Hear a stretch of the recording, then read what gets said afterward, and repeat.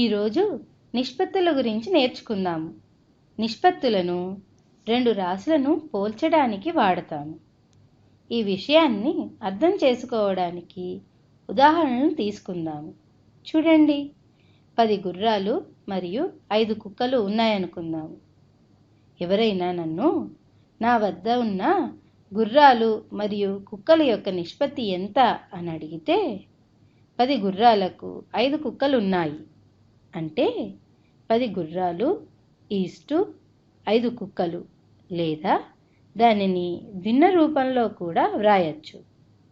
10/5గా వ్రాయచ్చు, లేదా 10:5 అని వ్రాయచ్చు.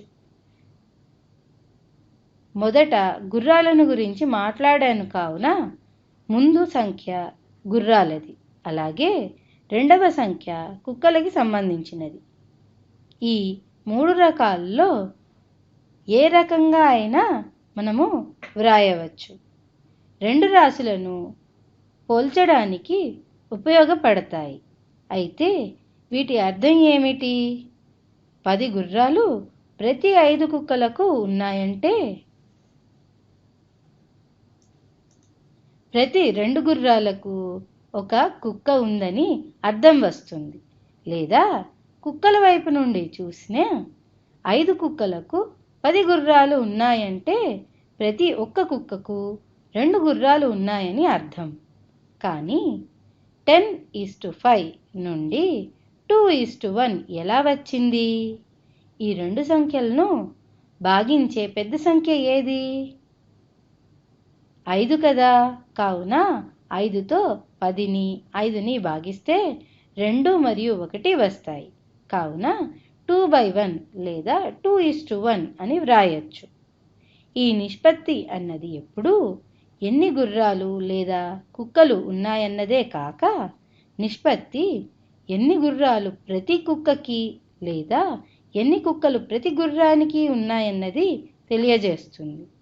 ఇంకా క్లియర్గా అర్థం అవ్వడానికి కుక్కలకు గుర్రాలకు ఉన్న నిష్పత్తి ఎంత అని అడిగితే ముందు దానికి ఈ వాక్యానికి ఉన్న తేడా ఏమిటి? ముందు వాక్యంలో మొదట గుర్రాలను వ్రాసాను, ఇప్పుడు కుక్కలను వ్రాసాను. కావున ముందు 5 వ్రాయాలి, తరువాత గుర్రాల సంఖ్య 10 వ్రాయాలి. అంటే 5:10 వ్రాయాలి. దానిని సూక్ష్మీకరిస్తే 1:2 వస్తుంది.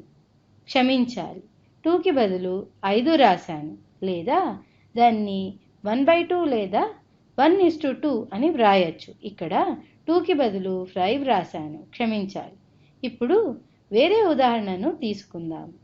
నా వద్ద 20 యాపిల్స్, 40 నారింజ పండ్లు మరియు 60 స్ట్రాబెర్రీలు ఉన్నాయనుకుందాము. అయితే యాపిల్స్కి, నారింజ పండ్లకి మరియు స్ట్రాబెర్రీలకి మధ్య ఉన్న నిష్పత్తి ఎంత అని అడిగితే యాపిల్స్ ఈస్టు నారింజ ఈస్టు స్ట్రాబెర్రీ అంటే 20:40:60 వస్తుంది. దీనిని సూక్ష్మీకరించాలంటే ఏ పెద్ద సంఖ్య ఈ మూడింటిని భాగించగలదు? అది 20. కావున మనకి 20తో భాగిస్తే 1:2:3 వస్తుంది.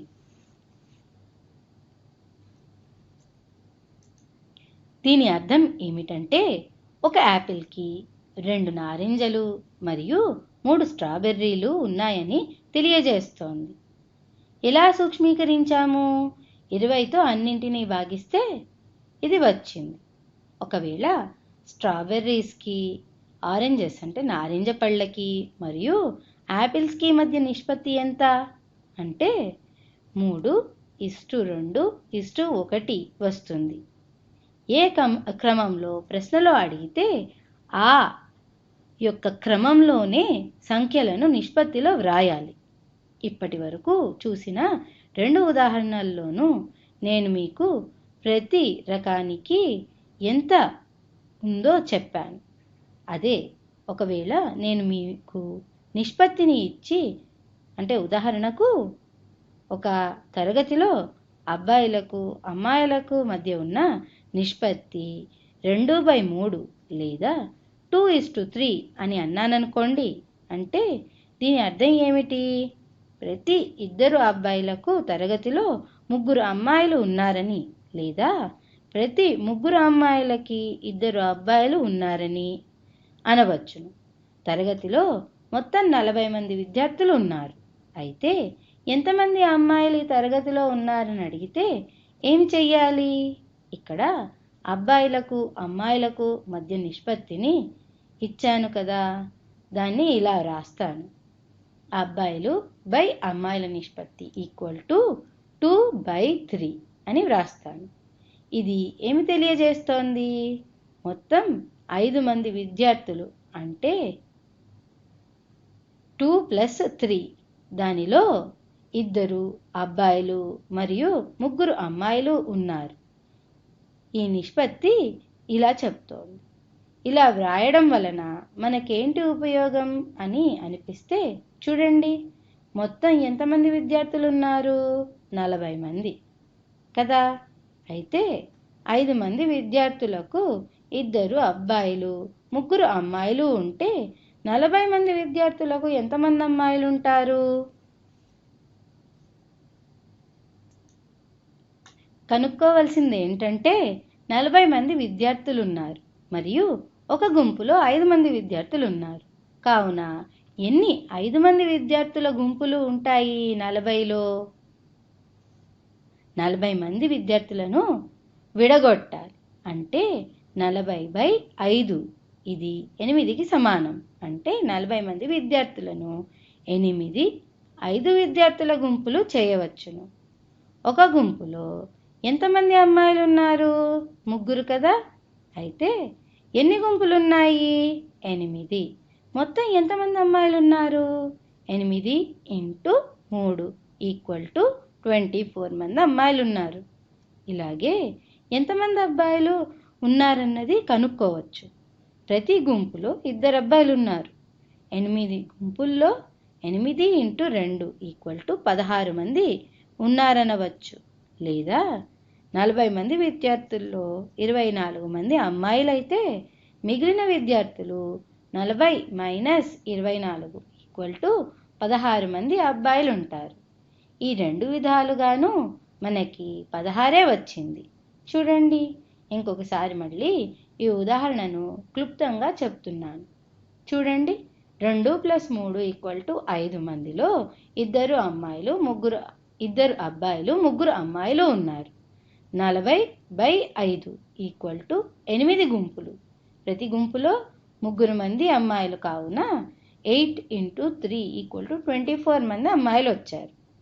ఇంకొక ఉదాహరణను చూద్దాము.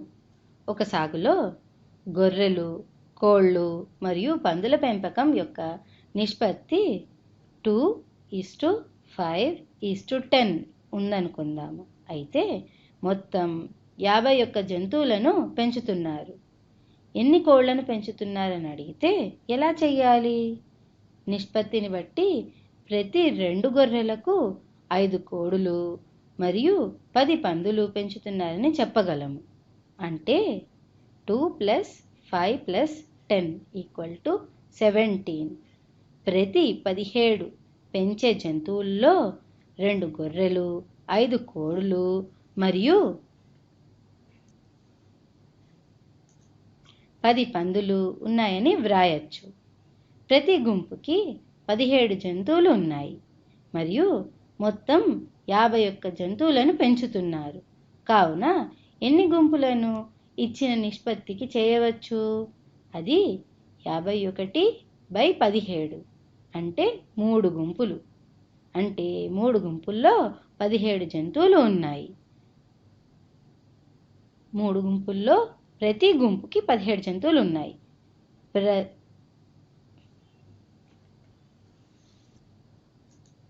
ప్రశ్న ఏమిటంటే ఎన్ని కోళ్ళు ఉన్నాయి? ప్రతి గుంపులో 5 కోళ్ళు ఉన్నాయి మరియు 3 గుంపులు ఉన్నాయి.